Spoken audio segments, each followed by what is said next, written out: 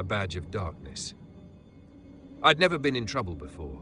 My hands were white-knuckled on the wheel, my heart hammering as I watched the cop cars' blue and red lights flashing in my rearview mirror. I pulled over, praying it was just a routine stop.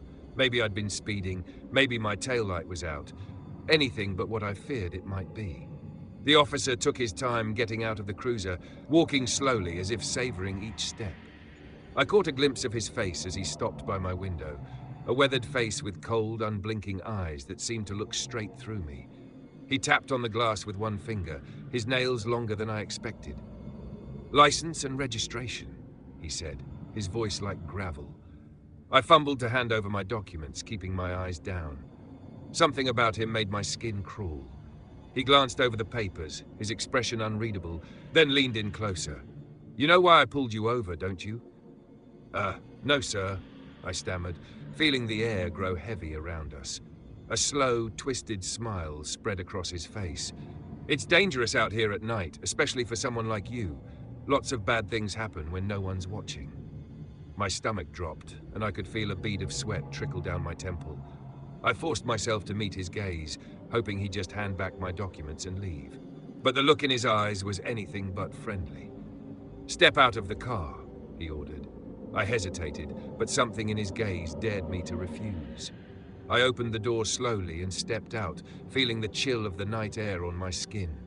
He gestured for me to move toward the back of my car, his movements deliberate, as if he was savoring every second. "You got somewhere to be tonight?" he asked, circling me like a predator, his hand resting on his belt near his flashlight. "Just heading home," I mumbled, trying not to look at him. The road was completely empty, no cars, no lights, just a long stretch of darkness. "That's too bad," he said, his voice low, almost thoughtful. "People have a habit of disappearing on nights like this." A chill shot down my spine. His words weren't meant as a warning, they felt like a promise. Before I could respond, he grabbed my wrist, his grip like iron, twisting my arm behind my back with a force that made me wince. "Hey, what are you?" "Stay quiet," he whispered, his breath hot against my ear. "I don't want any interruptions." A wave of panic washed over me, my heart pounding as I glanced around, desperate for an escape. But he tightened his hold, pressing me against the side of my car. I struggled, but his grip only tightened, his strength far greater than it should have been. What are you doing?" I gasped, the fear building in my chest. He ignored my question, his other hand reaching up to tap his badge.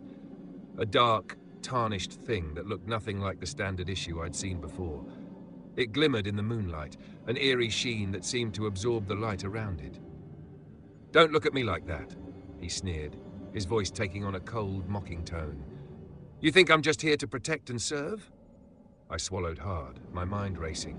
I remembered stories, rumors of an officer who patrolled these roads, someone who preyed on travelers, who took pleasure in causing fear.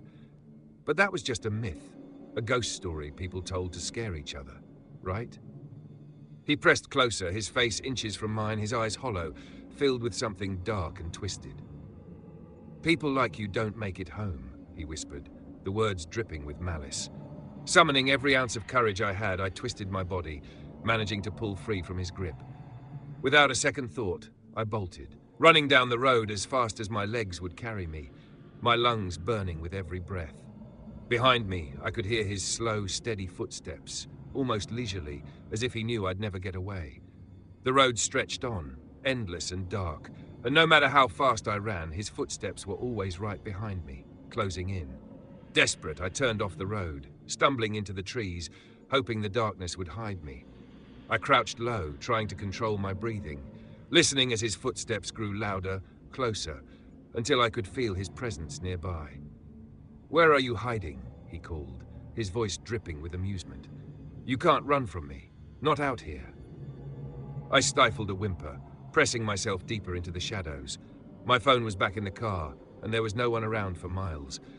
I was completely alone, at the mercy of a man who seemed more monster than human. Suddenly, his flashlight beam cut through the trees, sweeping over the ground just inches from where I was hiding. I held my breath, willing myself to disappear, to become part of the night. The beam moved past me, then stopped, lingering as if he'd sensed my presence. Come out, wherever you are," he taunted, his voice echoing through the silent woods.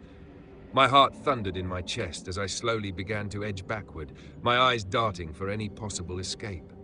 But then, the flashlight turned off, plunging the forest into darkness. For a second, I thought he'd left, that maybe I'd finally lost him. But then I heard it, the faint sound of his breathing, just inches away. And as I turned, his face appeared out of the darkness, a twisted smile on his lips, his eyes glowing with an unnatural light. "Found you," he whispered.